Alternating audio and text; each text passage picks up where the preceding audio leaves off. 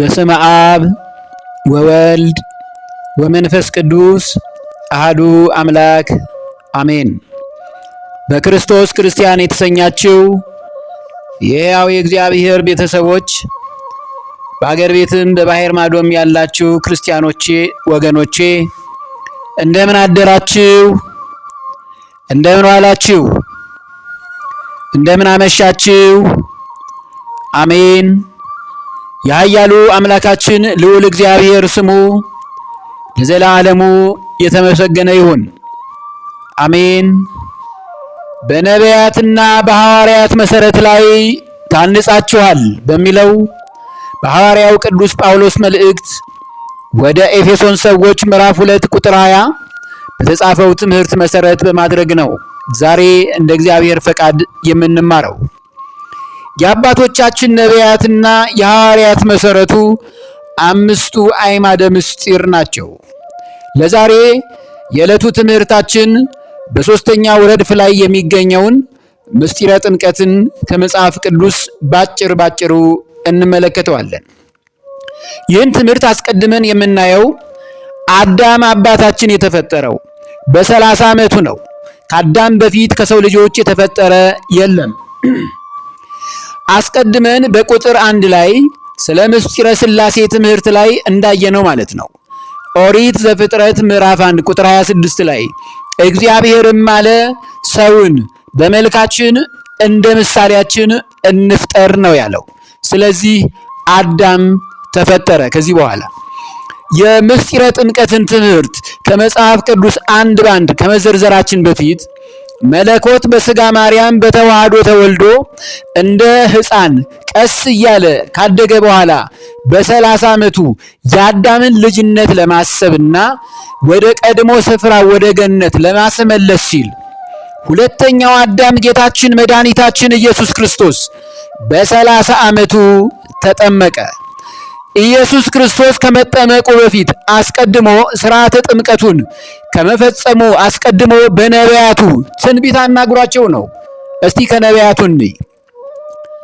መዝሙረ ዳዊት ምዕራፍ 76 በቅንፍ 77 ቁጥር 16 ላይ አቤቱ ውኆች አዩ፣ ውኆችም አይተው ፈሩ፣ ጥልቆችም ተነዋወጡ፣ ውኆችም ጮኹ፣ ደመናዎችም ድምፅን ሰጡ ይላል። ትንቢት ነው። የጮኸው ውሃ የዮርዳኖስ ባህር ነው። ክርስቶስ ሊጠመቅ እግሩን ሲከት ከእርሱ ሸሽተው ሄደዋል። ስለ ክብሩ በራሱ ፈቃድ ጠርቷቸው ነው። የዮርዳኖስ ባህርን ጠርቷት ነው የተጠመቀው። ይሄ ትንቢት ያን ጊዜ ተፈጽሟል። ውኆችም ድምፆችን ሰጡ የሚለው ጮኹ ድምፆችንም ሰጡ ይላል። ደመናዎችም ሲል እነሆ ድምፅ ከሰማያት መጥቶ በእርሱ ደስ የሚለኝ የምወደው ልጄ ይህ ነው ያለው በማቴዎስ ወንጌል ምዕራፍ 3 ቁጥር 17 ላይ ያለው ትንቢት ተፈጸመ። ጮኹ ደመናዎችም ድምፅን ሰጡ የሚለው ከሰማይ እግዚአብሔር አብ ስለ ልጁ አንድያ ልጁ ስለ ክርስቶስ መስክሯልና ነው። ሁለተኛው ትንቢተ ኢሳይያስ ምዕራፍ 40 ከቁጥር 3 እስከ 6 ያለውን ነው። የአዋጅ ነጋሪ ቃል የእግዚአብሔርን መንገድ በምድረ በዳ ጥረጉ፣ ለአምላካችንም ጎዳና በበረሃ አስተካክሉ።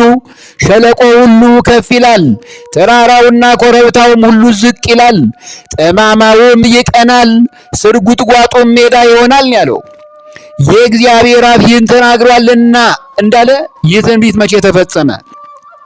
በማቴዎስ ወንጌል ምዕራፍ 3 ቁጥር 3 ላይ በነቢዩ በኢሳይያስ የጌታን መንገድ አዘጋጁ ጥርጊያውንም አቅኑ እያለ በምድረ በዳ የሚጮህ ሰው ድምፅ የተባለለት ይህ ነውና የተባለው መጥምቀ መለኮት ቅዱስ ዮሐንስ ጌታን ባጠመቀው ጊዜ ተፈጽሟል።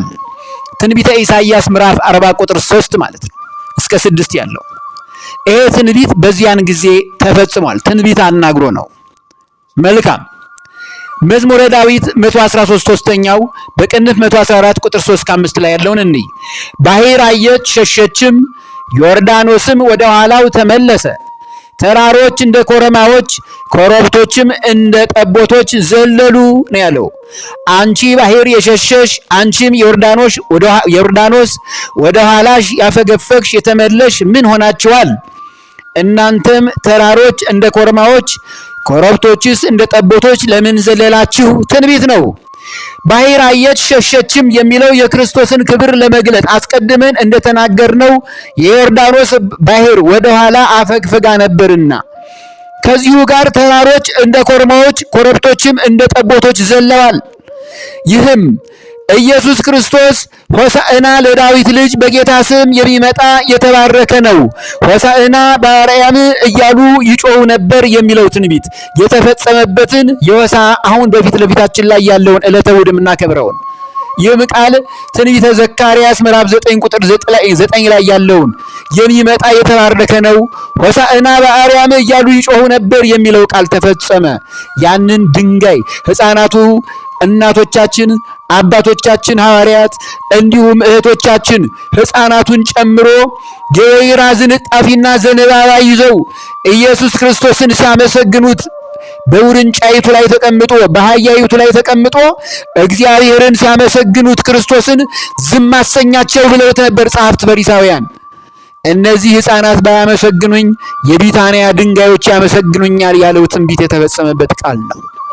ይሄ ነው ትንቢተ ሕዝቅኤል ምዕራፍ 36 ከቁጥር 25 እስከ 28 ላይ ጥሩ ውሃን እረጭባችኋለሁ፣ እናንተም ትጠራላችሁ፣ ከርኩሰታችሁም ሁሉ ከጣዖቶቻችሁም ሁሉ አጠራችኋለሁ፣ አዲስ ልብም እሰጣችኋለሁ፣ አዲስም መንፈስ በውስጣችሁ አኖራለሁ፣ የድንጋዩንም ልብ ከሥጋችሁ አወጣለሁ፣ የሥጋንም ልብ እሰጣችኋለሁ ያለው ትንቢት ሊፈጸም ነው። ተፈጸመ በክርስቶስ ጥምቀት።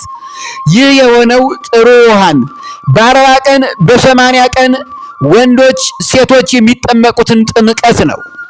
አንድ ጌታ፣ አንድ ሃይማኖት፣ አንዲት ጥምቀት ያላትን ጥምቀት ማለት ነው። ቅዱስ ጳውሎስ ያስተማረንን ነው ጥሩ ውሃ ያለው ትንቢተ ሕዝቅኤል። ትንቢቱ ክርስቶስ የተጠመቀውን ጥምቀትና በእርሱ ስም የምንጠመቀውን ጥምቀት ትንቢት በዚህ ተፈጽሟል።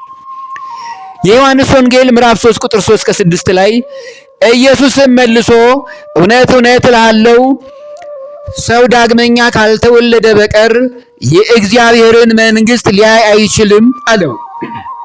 ኒቆዲሞስም ሰው ከሸመገለ በኋላ እንዴት ሊወለድ ይችላል? ሁለተኛ ወደ እናቱ ማኅፀን ገብቶ ይወለድ ዘንድ ይችላልን? አለው። ኢየሱስም መልሶ እንዲህ ሲል መለሰ እንዲህም አለው እውነት እውነት እልሃለሁ ሰው ከውሃና ከመንፈስ ካልተወለደ በቀር ወደ እግዚአብሔር መንግሥት ሊገባ አይችልም አለው ኒቆዲሞስን። ይሄ ነው በ40 ቀን በ80 ቀን የተጠመቅናትን በጌታ በአምላካችን ክርስቶስ ስም በአብ በወልድና በመንፈስ ቅዱስ ስም የምንጠመቀውን ጥምቀት ማለት ነው። ይህንን ጥምቀት ነው የነገረን ክርስቶስ። ለኒቆዲሞስም ያስተማረው ይህንን እውነት ነው። የማርቆስ ወንጌል ምዕራፍ 16 ቁጥር 16 ላይ ያመነ የተጠመቀ ይድናል፣ ያላመነ ግን ይፈረድበታል ያለውም ቃል ይፈጸማል፣ ተፈጽሟል። ያመነ በኢየሱስ ክርስቶስ ፍጹም አምላክነት የተጠመቀ በአብ በወልድና በመንፈስ ቅዱስ ስም እርሱ ይድናል። በክርስቶስ አምላክነት ያላመነ ግን እርሱ ለዘላለም ሞት ይፈረድበታል ማለቱ ነው። ይሄ ነው መታወቅ ያለበት። ጌታችን መድኃኒታችን ኢየሱስ ክርስቶስ በ30 ዓመቱ የተጠመቀበት ምክንያት ከሰው ልጆች የመጀመሪያው የሆነው አባታችን አዳም የተፈጠረውና ወደዚች ዓለም የመጣው በ30 ዓመቱ ስለሆነ የአዳምን ልጅነት ለማሰብና ለማስመለስ ሲል ሁለተኛው አዳም ጌታችን መድኃኒታችን ኢየሱስ ክርስቶስ በባሕረ ዮርዳኖስ በእደ ዮሐንስ በ30 ዓመቱ ተጠመቀ። ማስረጃ ከመጽሐፍ ቅዱስ የማቴዎስ ወንጌል ምዕራፍ 3 ከቁጥር 13 ከ17 ላይ ያን ጊዜ ኢየሱስ በዮሐንስ ሊጠመቅ ከገሊላ ወደ ዮርዳኖስ መጣ። ኢየሱስም ከተጠመቀ በኋላ ወዲያው ከውሃ ወጣ። እነሆም ሰማያት ተከፈቱ፣ የእግዚአብሔርም መንፈስ እንደ ርግብ ሲወርድ በእርሱም ላይም ሲመጣ አየ። እነሆም ድምፅ ከሰማያት ወጥቶ በእርሱ ደስ የሚለኝ የምወደው ልጄ ይህ ነው አለ። አባቱ እግዚአብሔር አብ ይሄ ቃል ተፈጸመ፣ የምወደው ልጄ ይህ ነው አለ።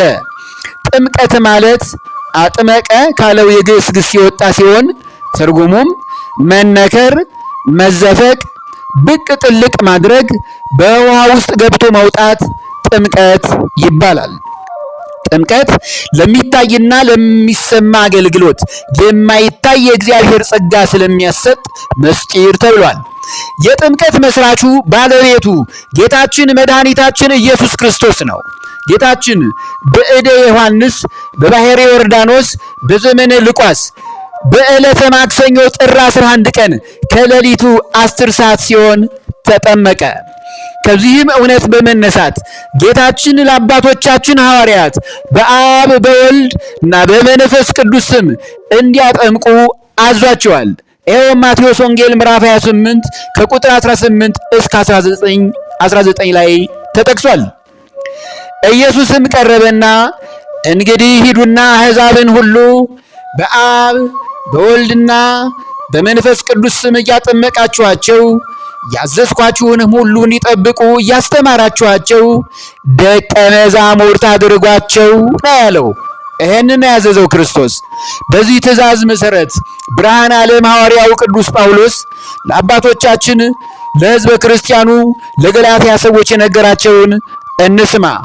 ገላትያ ምዕራፍ 3 ቁጥር 27 ላይ ከክርስቶስ ጋር አንድ ትሆኑ ዘንድ የተጠመቃችሁ ሁሉ ክርስቶስን ለብሳችሁታልና እንዳለ በማን ስም? በአብ በወልድና በመንፈስ ቅዱስ ስም። ሕፃናት በ40 ቀን ወንድ ልጅ፣ ሕፃናት ሴቶች በ80 ቀን የሚጠመቁት ጥምቀት ከክርስቶስ ጋር አንድ ትሆኑ ዘንድ የተጠመቃችሁ ሁሉ ክርስቶስን ለብሳችሁታልና ነው ያለን። ክርስቲያኖች ሆይ ክርስቶስን ለብሳችሁታል፣ ደስ ይበላችሁ። ሁላችንም ደስ ሊለን ይገባል። እንዲሁ ኤፌሶን ምዕራፍ 4 ቁጥር 5 ላይ አንድ ጌታ፣ አንድ ሃይማኖት፣ አንዲት ጥምቀት የሚላት በአብ በወልድ በመንፈስ ቅዱስ ስም የምንጠመቀውን ጥምቀትን ነው። ይህም ወንዶች በ40 ቀን ሴቶች በ80 ቀን የምንጠመቀውን ጥምቀት ነው።